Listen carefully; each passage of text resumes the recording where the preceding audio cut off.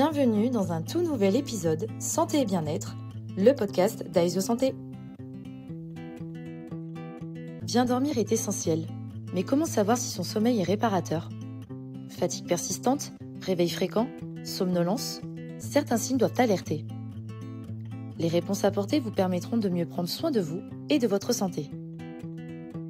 Notre expert invité, Dr Florie Agdim, pneumologue à la clinique mutualiste Beau Soleil à Montpellier, nous partage des conseils et informations pour aider à identifier les signes d'un trouble du sommeil nécessitant un suivi médical.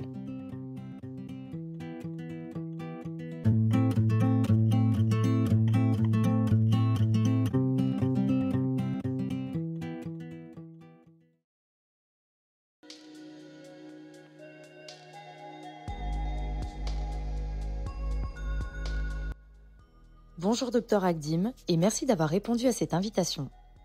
Pour commencer cet épisode, quand doit-on s'inquiéter de la qualité de son sommeil ? Alors je pense qu'il faut s'inquiéter de la qualité de son sommeil quand on sent qu'on n'a pas bien dormi quand on se réveille le matin, quand on est fatigué, quand on commence à avoir des troubles de concentration, des troubles de mémoire, une grosse fatigue ou même de la somnolence dans des circonstances inappropriées, par exemple quand on est dans une salle de réunion, quand on est à l'école ou autre. Et donc ça doit quand même faire alerter sur le fait que probablement le sommeil est peu efficace.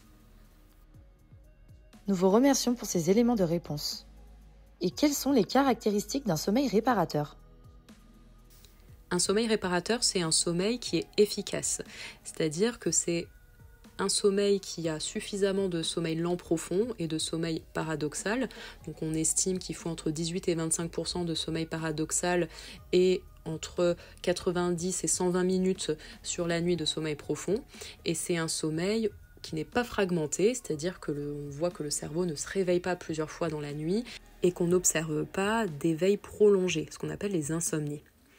Pour évaluer si un sommeil est réparateur, c'est déjà le ressenti de la personne elle-même qui va sentir qu'elle a bien dormi le matin, qu'elle est en forme, qu'elle se réveille sans fatigue et qu'elle peut vite se réveiller, se mettre en route pour la journée.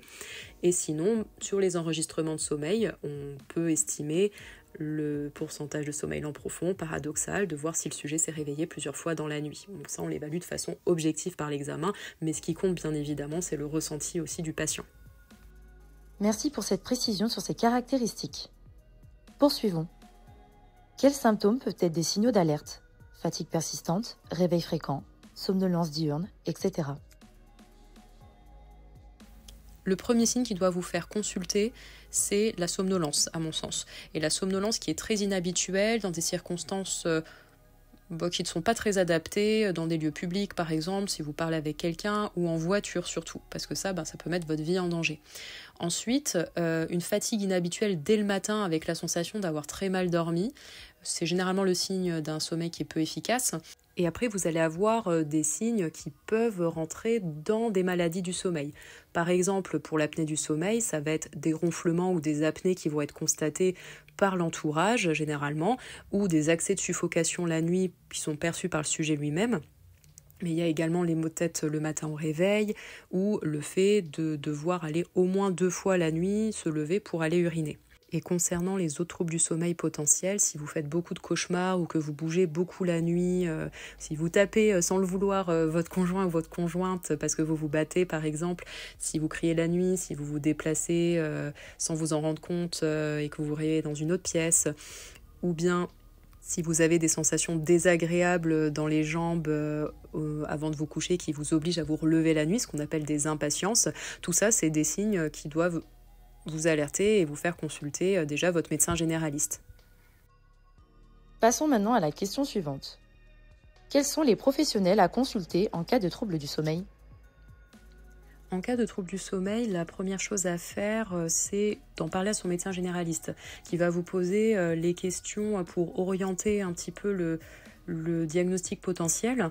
Parce que finalement, dans le sommeil, ce qui est super bien, c'est qu'on a plusieurs spécialités qui travaillent ensemble et qui s'occupent de pathologies différentes. Vous allez avoir les pneumologues, les ORL qui vont plutôt s'occuper de l'apnée du sommeil. Vous avez des neurologues qui vont s'occuper des troubles du sommeil profond, des troubles du sommeil paradoxal, des narcolepsies ou des syndromes de jambes sans repos. Et puis, il y a toutes les insomnies également qui sont gérées par des médecins psychiatres ou d'autres médecins spécialisés en sommeil.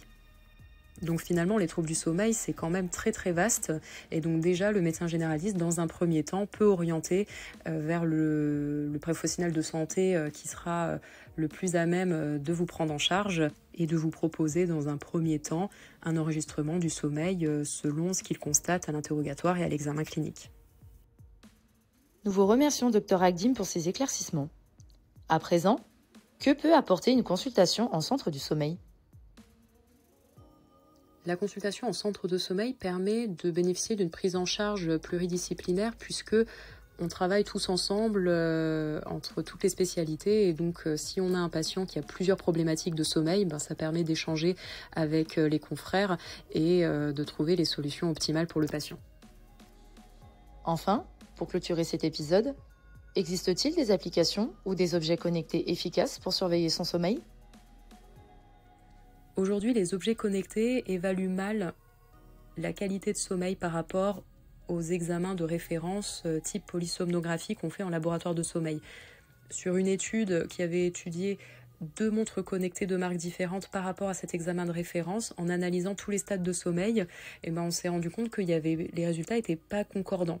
Donc j'aurais tendance à vous dire aujourd'hui de ne pas faire confiance à vos montres connectées qui vous disent que vous faites tant de sommeil profond ou tant de sommeil paradoxal, mais peut-être dans l'avenir, les choses vont être amenées à changer. Nous vous remercions Dr Agdim d'avoir pris le temps de répondre à nos questions.